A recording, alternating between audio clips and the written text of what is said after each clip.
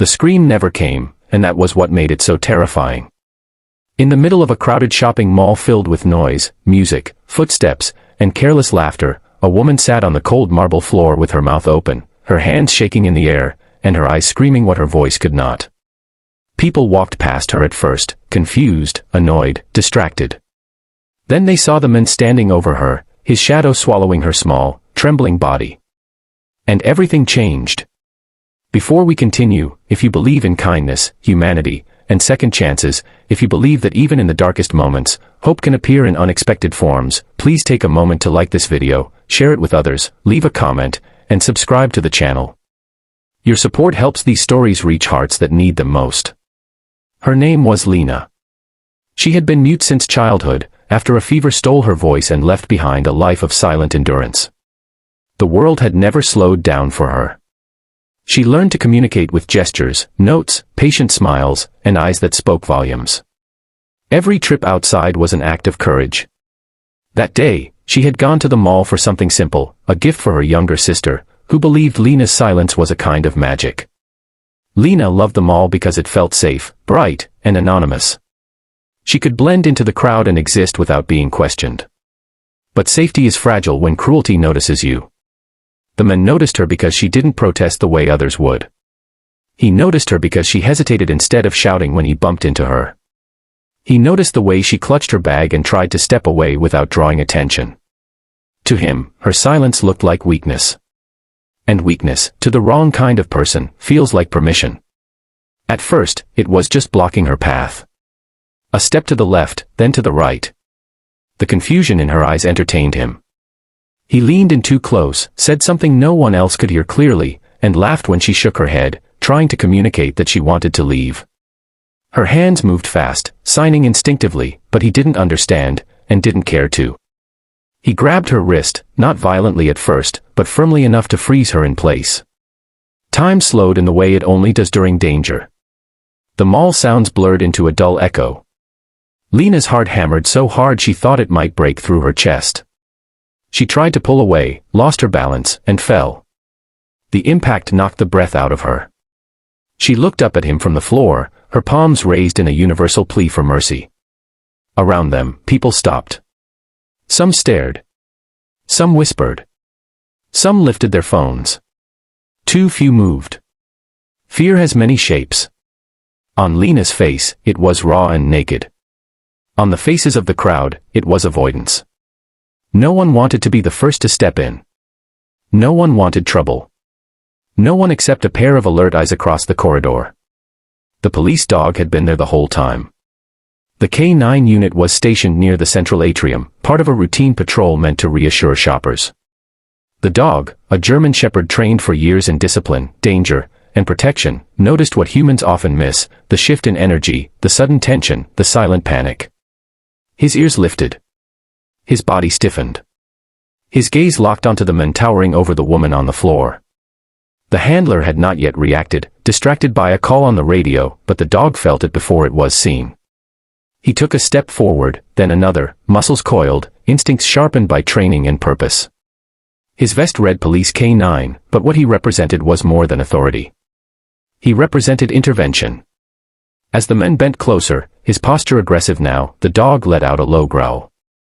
It cut through the air like a warning siren. Heads turned. Phones lowered. The sound was not loud, but it was unmistakable. The men froze. For the first time since he chose his target, he realized he was no longer in control. The dog stood between him and Lena, eyes locked, stance solid, ready. The handler followed seconds later, assessing the situation instantly. The crowd parted as if waking from a spell.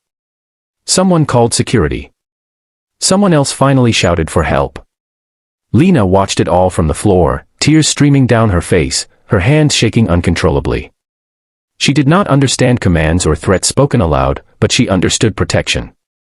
The dog's presence was like a wall rising between her and harm. She felt something unfamiliar bloom in her chest, relief mixed with disbelief. The man tried to step back, raising his hands in mock surrender, but the moment had passed. Authority had arrived. Consequences had caught up. The handler restrained him while security moved in, and within moments, the threat was gone. The mall returned to sound and movement, but something fundamental had shifted. Lena remained on the floor, unable to stand right away. Shock weighed her down. The handler knelt at a respectful distance, careful not to overwhelm her. The dog sat calmly beside him, eyes still alert but posture softened. Slowly, Lena reached out, her fingers brushing the air near the dog's head, seeking permission more than contact. The handler nodded. When her hand finally touched the dog's fur, she broke. Not with sound, but with emotion so powerful it shook her entire body. She cried silently, shoulders collapsing inward, years of fear pouring out in one moment. The dog did not move away. He stayed still, steady, a living anchor. For the first time in a long time, Lena felt seen without being judged, protected without having to ask. Later, statements were taken, reports filed. A kind woman from the crowd helped Lena sit on a bench, offering tissues and a warm drink. Someone wrote notes for her when words failed. The handler learned she was mute and felt a quiet ache at how easily that fact had made her a target. The mall management apologized. Promises were made. But what mattered most to Lena was not paperwork or apologies. It was the knowledge that silence did not mean invisibility. In the days that followed, the video spread online. Not the attack itself, but the moment the dog stepped in. People shared it with captions about courage, loyalty, and humanity. Comments poured in from around the world. Parents hugged their children tighter. Survivors saw themselves in Lena. Many admitted they would have walked past too, and felt ashamed. Lena returned to the mall weeks later, heart pounding, unsure if she was ready. She almost turned back at the entrance. But then she saw the K9 unit again, patrolling calmly, the same dog walking proudly at his handler's side. He recognized her instantly, tail wagging once, just enough. It felt like a promise kept. She smiled, a real smile, unguarded. That day marked a quiet turning point. Lena began taking self-defense classes designed for people with disabilities. She joined a support group. She shared her story through writing, her words reaching places her voice never could. Fear still existed, but it no longer ruled her. And somewhere in that mall, a police dog continued his duty, unaware of the life he had changed simply by doing what he was trained to do, protect those who cannot protect themselves. If this story touched your heart, if it reminded you that courage can come on four legs and hope can arrive without warning, please take a moment to like this video, share it with someone who needs faith restored, and subscribe to the channel. Before this story ends, we have one special request. Please comment the word kindness below if you believe the world needs more protection, empathy, and people willing to step in. Because sometimes, the loudest heroes are the ones who don't speak at all.